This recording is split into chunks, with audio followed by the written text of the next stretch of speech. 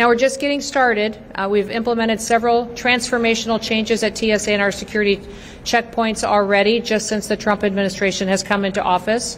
We have recently piloted different types of security lanes. We have family lane security checkpoints that are open at several airports that allow families to get screened separately from other people so that it can be very accommodating for them and their experience with children or small babies. We also have implemented around some of our air bases and facilities the ability to have a military lane that expedites the process for those who currently served in our armed services, those who are stepping up to defend our freedoms, that they can have a security checkpoint specifically dedicated to them and in those areas where we see high traffic volumes of those who serve. With this no shoes policy, we anticipate that Americans and travelers and those coming into our country will be very excited that they will no longer have to remove their shoes. The one thing that I will say is that doesn't mean that there won't be times once in a while where someone will have to remove their shoes. If they get put into a different situation or need additional layers of screening where that may be asked of them.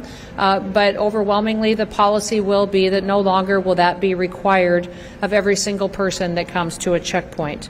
The golden age of America is here.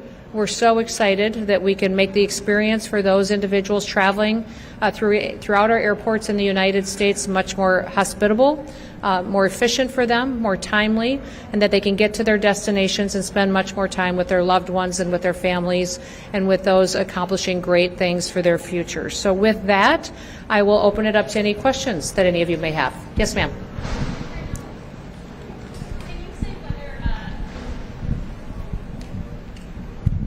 Thanks so much, Ellen from Bloomberg. Can you say whether travelers who don't have real IDs will have to take off their shoes? Yeah, that is not going to be specifically required for individuals who don't have real IDs. They still won't have to take off their shoes.